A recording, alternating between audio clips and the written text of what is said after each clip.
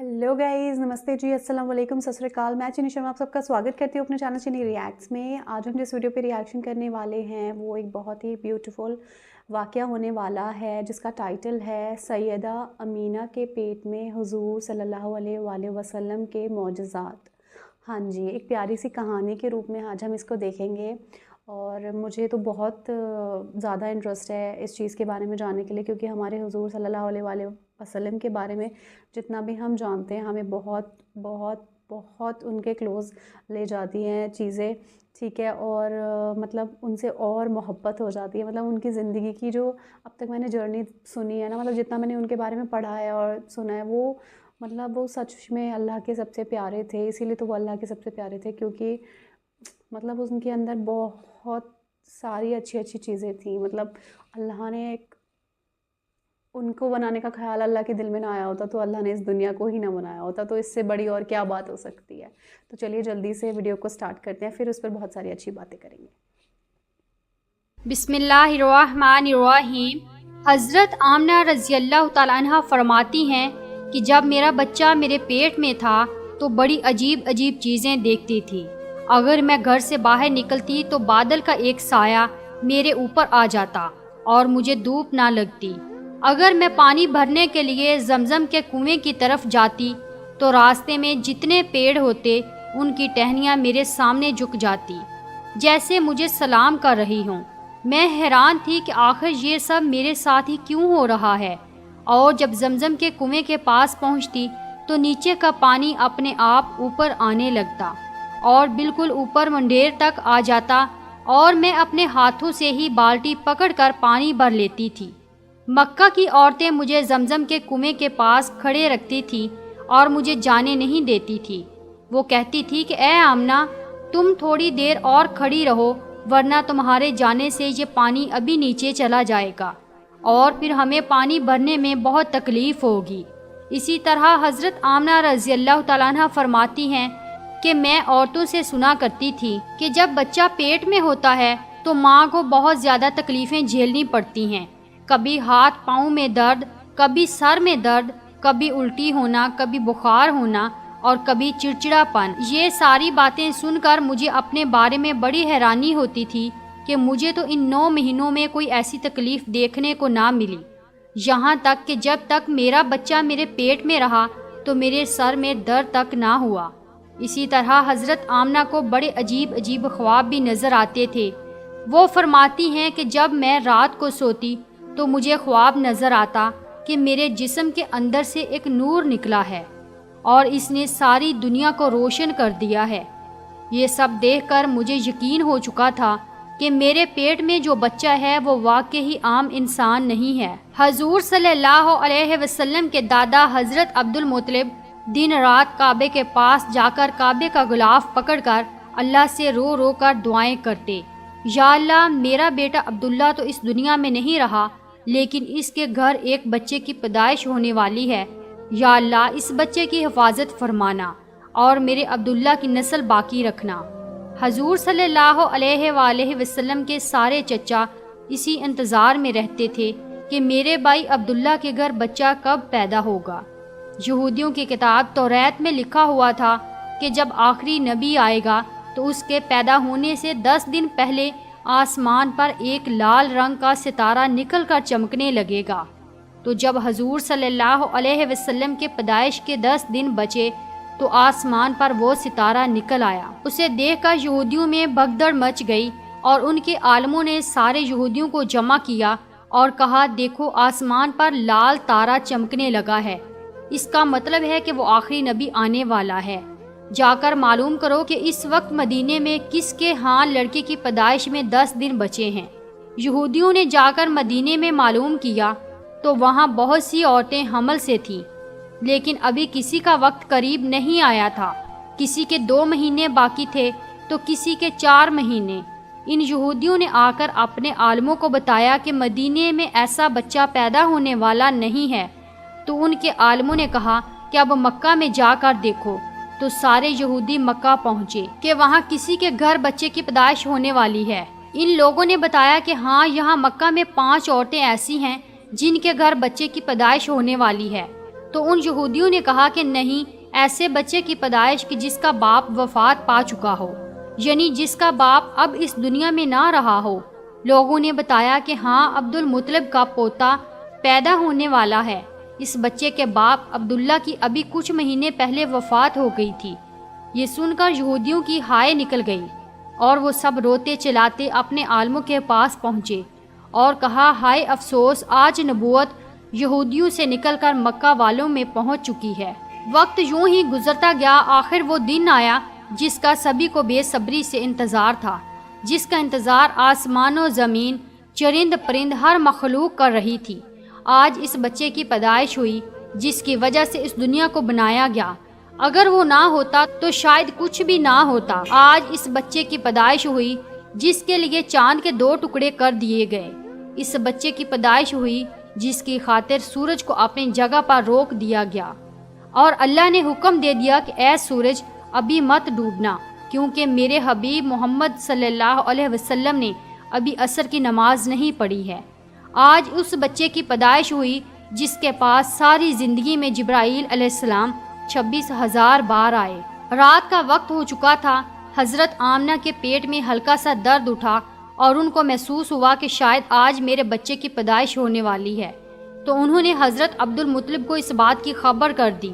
حضرت عبد المطلب نے اپنے محلے کی ایک دائی حضرت شفا کو اپنے پاس بلایا اور کہا کہ آج رات تم آمنہ کے پاس ہی رہو، کیونکہ میرے بیٹے عبداللہ کے گھر آج بچہ پیدا ہونے والا ہے۔ رات گزرتی گئی، چاند بھی کہیں خاموش ہو کر بادلوں میں چھپ گیا۔ حضرت آمنہ رضی اللہ تعالیٰ عنہ فرماتی ہیں کہ جس رات میرے گھر بچے کی پیدائش ہوئی تو اس دن میرے گھر میں غریبی کا یہ عالم تھا کہ ہمارے ہاں چراغ میں تیل جلانے کے بھی پیسے نہیں تھے۔ اس غریبی میں ہمارے آقا صلی اللہ علیہ وسلم اس دنیا میں تشریف لائے۔ اس رات حضرت عبد المطلب اور ان کے سارے لڑکے گھر کے باہر بیٹھے رہے کہ اگر میرے بھائی عبداللہ کی بیوی کے ساتھ کوئی بھی حادثہ ہو تو ہم فوراً اس کے لیے علاج کا انتظام کریں گے۔ پوری رات کوئی بھی نہیں سویا۔ رات ڈلتی جا رہی تھی، چاند بھی خاموش ہو کر ڈوب چکا تھا، ہر طرف اندھیرا ہی اندھیرا تھا، گھر کے اندر بھی اندھیرا، گھر کے باہر بھی اندھیرا۔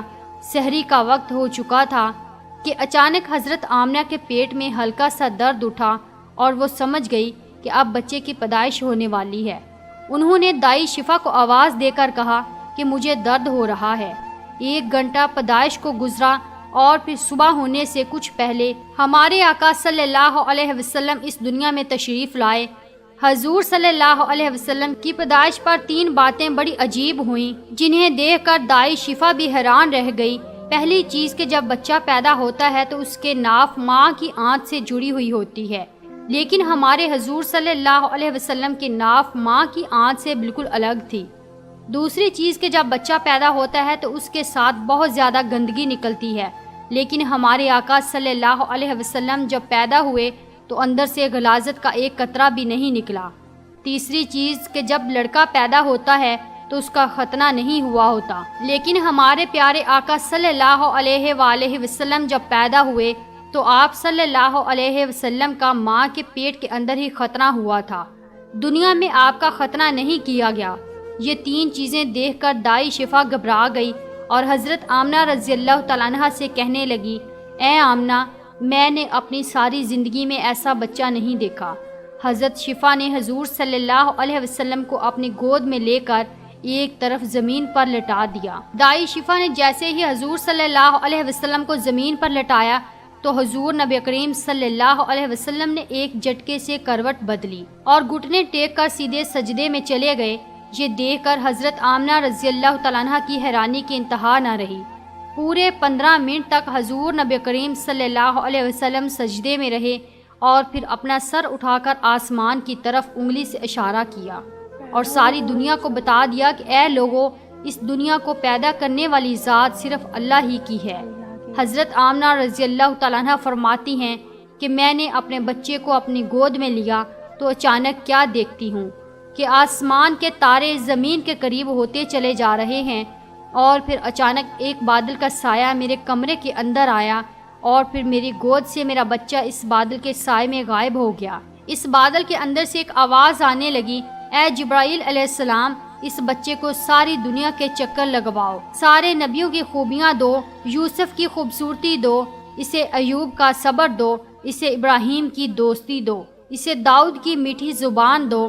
اور پھر حضرت آمنہ رضی اللہ تعالیٰ عنہ فرماتی ہیں کہ تھوڑی دیر بعد وہ بادل کا سایہ ختم ہو گیا اور میں دیکھتی ہوں کہ میرا بچہ میری گود میں لیٹا ہوا تھا۔ صبح ہونے والی تھی۔ دائی شفا نے باہر نکل کر حضور نبی کریم صلی اللہ علیہ وسلم کے دادا حضرت عبد المطلب کو خوشخبری سنائی اور کہا کہ اے عبد المطلب، تجھے پوتا مبارک ہو۔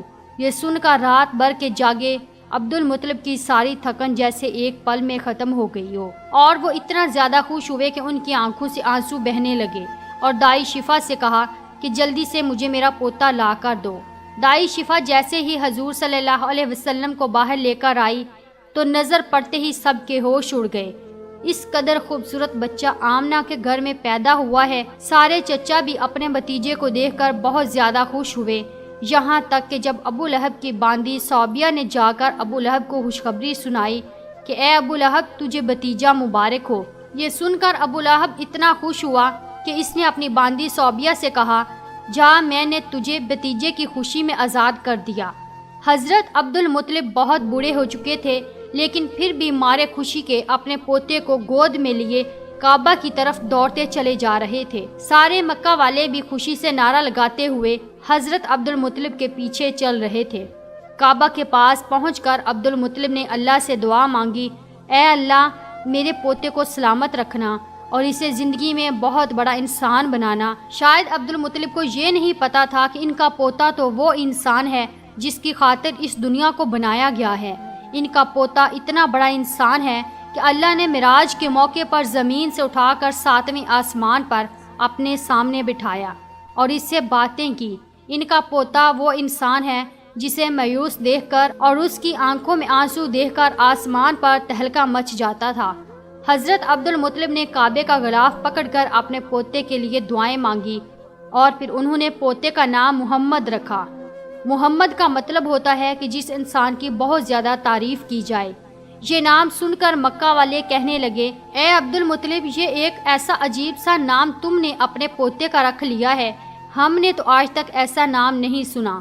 تو حضرت عبد المطلب نے جواب دیا کہ اے مکہ والو، تمہیں کیا پتا کہ میرے اس بچے کی ایک دن ایسی شان ہوگی، لوگ اس کے پیچھے چلیں گے۔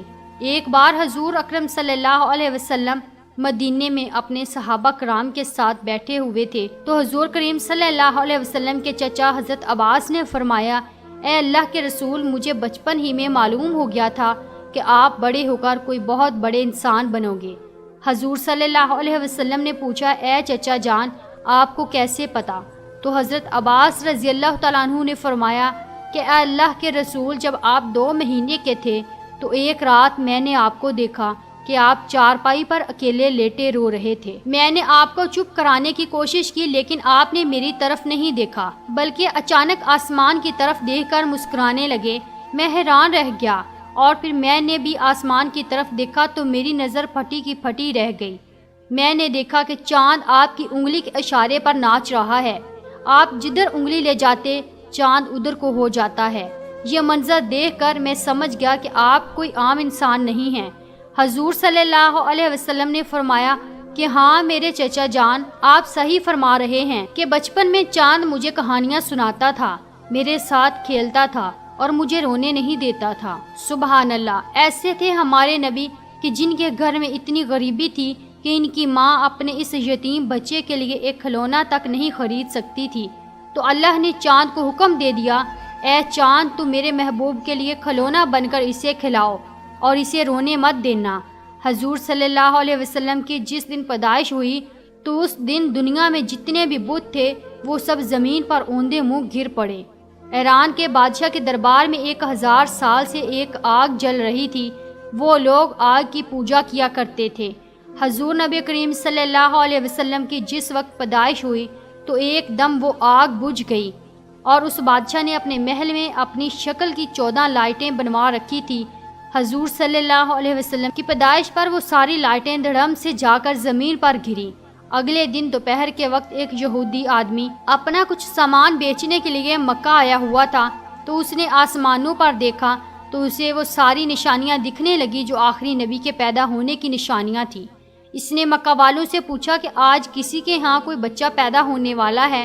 ان لوگوں نے بتایا کہ ہاں فلاں فلاں عورت کے ہاں لڑکا ہوا ہے۔ اس یہودی نے کہا کہ نہیں، ایسا کوئی بچہ جس کا باپ نہ ہو۔ تو لوگوں نے بتایا کہ ہاں عبد المطلب کا پوتا پیدا ہوا ہے۔ اس یہودی نے کہا کہ مجھے چل کر دکھاؤ، میں اس بچے کو دیکھنا چاہتا ہوں۔ پھر وہ یہودی حضرت آمنہ رضی اللہ تعالیٰ عنہ کے گھر پہنچا اور حضور صلی اللہ علیہ وسلم کو اپنی گود میں لیا، اور پھر پلٹ کر حضور نبی کریم صلی اللہ علیہ وسلم کی پیٹھ کو دیکھا تو اس کی چیخیں نکل گئیں، کیونکہ حضور نبی کریم صلی اللہ علیہ وسلم کی پیٹھ پر نبوت کی مہر لگی تھی۔ جب اس یہودی نے نبوت کی مہر دیکھی تو وہ روتا ہوا کہنے لگا، ہائے افسوس، آج یہودیوں کے ہاتھ سے نبوت نکل گئی، اب ان کی بربادی بہت قریب ہے۔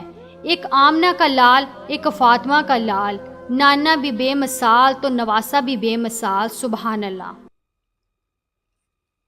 سیریسلی گائز بہت ہی بیوٹیفل سٹوری تھی، اور ہمارے حضور نبی پاک صلی اللہ علیہ وآلہ وسلم کے جب وہ اپنی ماں کے پیٹ میں تھے تو کتنے پیاری پیاری چیزیں ہوئی، مطلب ان کو کوئی تکلیف، ان کی ماں کو کسی بھی طرح کی کوئی تکلیف نہیں ہوئی، ان کو پورے 9 مہینے کسی بھی طرح کی فزیکلی پرابلم نہیں ہوئی، نہ ان کے سر درد ہوا، نہ جو پریگننٹ لیڈیز کو ہوتا ہے ایسا کچھ نہیں ہوا۔ اور جیسا کہ اس میں بتایا گیا ہے کہ ان کے ساتھ ہمیشہ ایک بادل ان کے گھر کے باہر رہتا تھا ان کو چھاؤں دینے کے لیے، اور جب وہ گھر سے باہر جاتی تھی تو جو پیڑ کی شاخ ہوتی تھیں وہ جھک جاتی تھیں تاکہ وہ آرام سے چھاؤں میں نکل جائیں۔ مطلب کتنا، مطلب اللہ، وہ صحیح بات ہے، وہ اللہ کے سب سے پیارے تھے تو اللہ تو ان کے لیے سب کچھ کرتے۔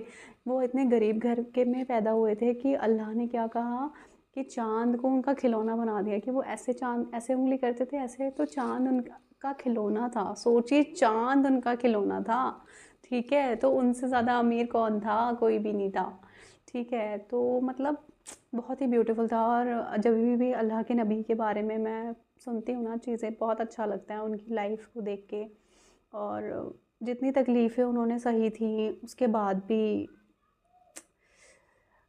بہت، ابھی تک کافی کچھ میں نے ان کے بارے میں جانا ہے، اور بہت تکلیفیں بھری تھی ان کی زندگی، بٹ کبھی بھی نا ان تکلیفوں سے وہ گھبرائے نہیں، اور جب قیامت کا وقت آئے گا نا تبھی بھی وہ کسی کے بارے میں نہیں سوچ رہے ہوں گے، صرف ان کی امت کے بارے میں سوچ رہے ہوں گے، اور اللہ سے اس وقت بھی ہم لوگوں کے لیے مانگیں گے کہ جو ایک وش ان کے پاس رہتی ہے نا، ٹھیک ہے، وہ وش اس دن وہ ہمارے لیے پوری، اس دن بھی وہ اس وش کو ہم لوگوں کے لیے مانگیں گے۔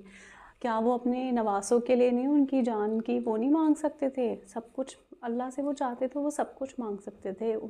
اللہ نے ان کے لیے تو اس دنیا کو بنایا تھا، پر انہوں نے اس طریقے سے اپنی زندگی کو جیا کہ لوگ انسپریشن بنے وہ سب لوگوں کے لیے، کہ مطلب جو ایک انسانیت کا جو سبق ہے نا وہ انہوں نے پراپر طریقے سے اپنی پوری جیون میں ہم لوگوں کو ایک ایگزامپل بتا کر گئے ہیں وہ، اور انہوں نے کبھی نہیں کہا کہ ان کی عبادت کرو، وہ انہوں نے صرف یہی بتایا کہ اللہ ہے عبادت کے لائق اور کوئی بھی نہیں ہے، ٹھیک ہے۔ اب لوگ کیا کرتے ہیں آج کی، کوئی اگر کوئی چیزیں بہتر سکھاتا ہے نا کوئی بھی، تو ان کو ہی بھگوان مان لیتے ہیں، یہ چیز غلط ہے، ہمیں اپنی کتابوں سے پڑھنا چاہیے، ٹھیک ہے، اور اس میں کیونکہ جو سپریم پاور ہے نا وہ تو بس ایک ہی ہے، وہ اللہ ہے، وہ رب ہے، وہ خدا ہے، وہ ایشور ہے، سپریم پاور تو وہ ایک ہی ہے جس نے اس پوری کائنات کو بنایا، اس پورے کائنات کے ہر ایک انسان کو، جن کو، ہر ایک مخلوق کو بنایا، اس اناج کو پیدا کیا، ٹھیک ہے، حلال جانور جو